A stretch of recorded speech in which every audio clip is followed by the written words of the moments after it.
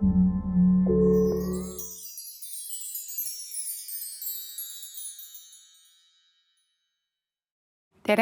Olen Annika Lemetsar ja töötan Põhja-Eesti Regionaalhaiglas infektsioonikontrolli õena.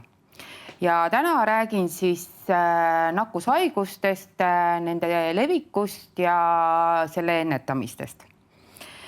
Kui me üldse nakkushaigustest räägime, siis eelkõige tuleb rääkida mõistetest, et see on nüüd nakkushaiguste ennetamise ja tõrje seaduse järgi, et mis on siis nakkushaigus.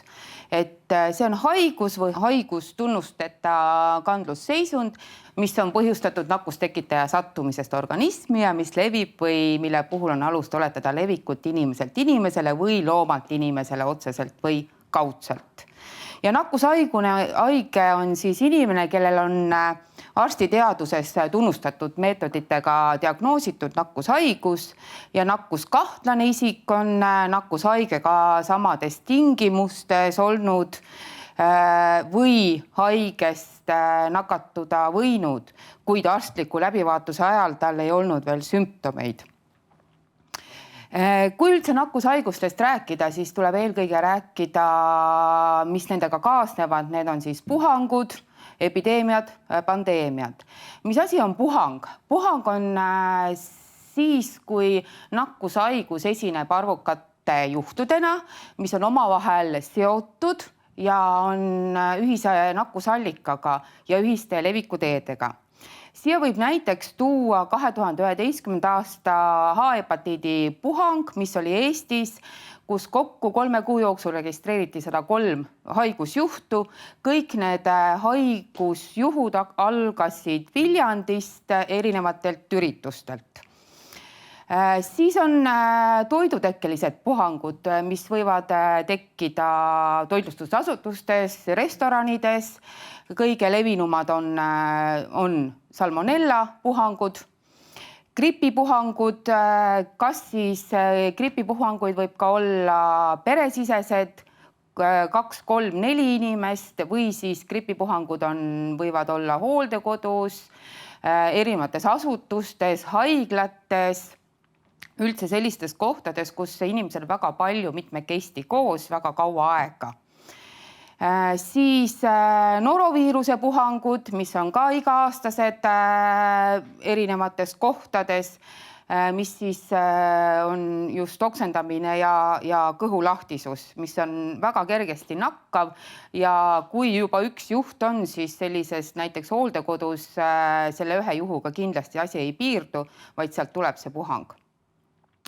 Ja mis ei ole küll eriti Eestiga seotud, on leetrite puhangud Euroopas, mis on registreeritud suured puhangud Bulgaarias, siis Prantsusmaal, Itaalias, Rumeenias ja ka Leedus.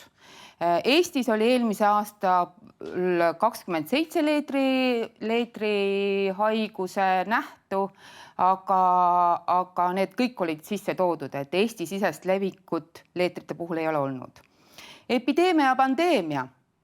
Epideemia on meil siis, kui juba nakkushaiguse levik on väga ulatuslik ja kus siis haigestumine ületab oluliselt tavahaigestumise taset ja haarab olulise osa antud siis piirkonna elanikkonnast.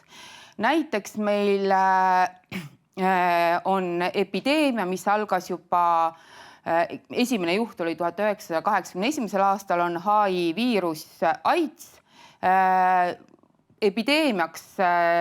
Epideemia alguseks võiks ütelda 2000. aastal ja mis kestab siiamaani. Siis 2002. ja 2003. aastal oli meil maailmas SARS epideemia, mis kestis 8 kuud, kokku oli 8098 haigusjuhtu ja 774 surma. Linnugripp, seagripp aastal 2009. aastal, mis ka Eestis võttis sellise natukene isegi epideemia mõõdu ja siis muidugi väga palju juba räägitud ja mis ka siiamaani kestab, on COVID-19, mis siis põhimõtteliselt algas 2019. aasta lõpus ja kestab siiamaani. Mis on siis epideemia ja pandeemia vahe, et pandeemia on nakkushaigus, mis on üks epideemia vorm, see nakkushaigus on levinud nüüd nii paljudes riikides, mandritel ja millel ei ole või ravi ja vaktsiini ja mis mõjutab lisaks tervishoiule ka majandust, et siis me võime rääkida pandeemiast. Kui üldse pandeemia ajalugudest rääkida, siis kõige suurema levikuga ja kõige raskem oli 1918. ja 19. aastal gripipandeemia, mida nimetati Hispaania gripiks ja seal oli kokku haigestus 500 miljonit inimest üle maailma, 50 miljonit suri ja kõige suurema, ütleme niimoodi, kõige raskem oli ta Ameerikas, kus siis Euroopast sõjaväelased viisid Ameerikasse selle gripi ja seal ta siis hakkas levima. Et see kestis siis sellise aasta jagu. Edasi nii palju, et ajaloos ka kui neid pandeemiaid vaadata, siis aeg-ajalt meil ikka neid tuleb, surmasid on palju ja nad küllaltki on sarnased praeguse COVID-19-ga, kus siis tehakse suuri haiglaid, pannakse koole kinni ja nii edasi. Kui me üldse nakkushaigustest räägime, siis nakkushaigused levivad meil kiiresti ka sellepärast, et meil on väga palju, me reisime ja et kui siin on selle graafiku peal on näha, et kui me siin sajandite alguses oli ütleme niimoodi, et aastaga saime ümber maailma tiiru teha, siis praegusel hetkel on võib ühe ööpäevaga reaktiivlennukiga teha maailmale ringi peale ja niimoodi need viirused ka levivad meil väga kiiresti. Võib ka näitena tuua just see COVID-19, et põhimõtteliselt 2-3 kuuga levis ta väga kiiresti üle maailma. Ja siin on selline hetkeolukord, selline kaardistatud lennuliiklus kogu maailmas, et kui tihti ja kui palju meil seda lendusid siis on ja nende lennukite ja selle reisimisega me ka toome igale poole neid viirushaigused ja nakkushaigusi. Et see on ka üks levikuteedest. Kõige esmane nakkuste levikuteede põhjus on meie käed. Käte pesemisest, käte antiseptikast, on meil väga palju räägitud, hoiame oma käed puhtad. Siis on veel levikuteedeks näiteks otsene kontakt. Siia alla võib ka liigitada näiteks puugid, sääsed, et puukide puhul on nakatunud puuk, kas siis puukborrelioosi või puukentsefaliidi puhul. Kaudne kontakt, see on siis, kui me kätega või saastunud esemetega omale selle nakkushaiguse külge nagu nokkime, et see on kaudne kontakt ja siis on veel ka hingamisteed, mis on üheks levikuteedeks. Nakkuste levikuteede järgi siis nakkushaigused ka jaotuvad, kontaktnakkused, piisknakkused ja õhklevinakkused. Kontaktnakkused on siis kontakti teel levivad nakkused ja jaotuvad vastavalt levikule 2 rühma, on siis otsene kontakt ja kaudne kontakt.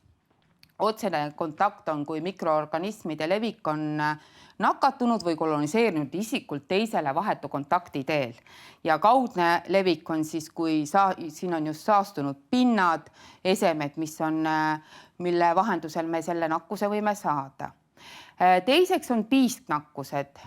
Nad levivad õhu kaudu suurte piiskadena, mis tekivad nakkusallika kas siis rääkimisel, aevastamisel, köhimisel ja piisad sadenevad väga kiiresti kuskil 1 meetri kaugusel pinnale, et nemad eriti kaugele ei levi. Ja kolmandaks on õhklevinakkused. See on see, kui piiskade aurumisel jäävad tahked osised õhku hõljuma. pikemaks ajaks, et nad põhimõtteliselt nagu sobitavad ennast tolmuosakeste peale ja siis nad võivad hõljuda sealt sellest keskkonnast edasi kaugemale kui 1 meeter. Ja kõik sõltub täpselt keskkonnateguritest. Ja edasi räägingi levinumad nakkushaigused Eestis ja nende levikuteed ja kuidas on võimalik seda nakkushaigust endale saada. HIV-viirus, B ja C hepatiit on kontaktnakkus ja tavaliselt ta ikkagi levib vere- ja sugulisel teel. Tuberkuloos, leetrid, tuulerõuged on õhuteel levivad nakkushaigused. Piiskade ja kontaktiteel levib meil gripp, koronaviirused, rinoviirused. Miks on siia pandud selle gripi ja koronaviiruste juurde ka kontakt, on just see, et käte kaudu suudame me enda hingamisteedesse seda viirust viia, et sellepärast on siia ka kontakt pandud. Siis on üks selline looma, näiteks kitse, lehma, toorpiim või putukateel, puukborrelioos, puukentsefaliit. Et kui on nakatunud puugirünne, siis me võime selle nakkushaiguse omale saada. See nakkushaigus ei levi inimeselt inimesele, vaid on ikkagi ainult putukalt inimesele. Siis on toidu, vee ja saastunud keskkonnateel, salmonella, A-hepatiit ja kontaktiteel ja ka keskkonnast, kuna tegemist on näiteks rotaviirus ja noroviirus, mis on kõhulahtisusega, need nakkushaigused levivad, siis on siia keskkond ka toodud, aga sügelised ja ka täid võivad tekitada puhanguid, eriti just hooldekodudes, haiglates. Ja see on ka keskkonnast on võimalik seda meile endale saada. Ja kuidas siis neid nakkushaigusi ennetada?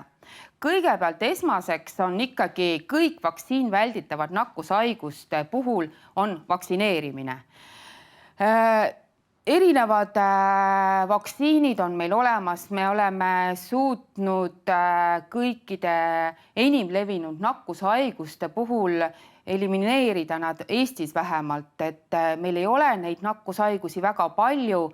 See ongi see, et tuleb vaktsineerida. Tuleb vaktsineerida gripi vastu iga hooajal, saab vaktsineerida puukentsefaliidi vastu ja neid vaktsiine ja vaktsiin välditavad nakkushaigusi on meil palju.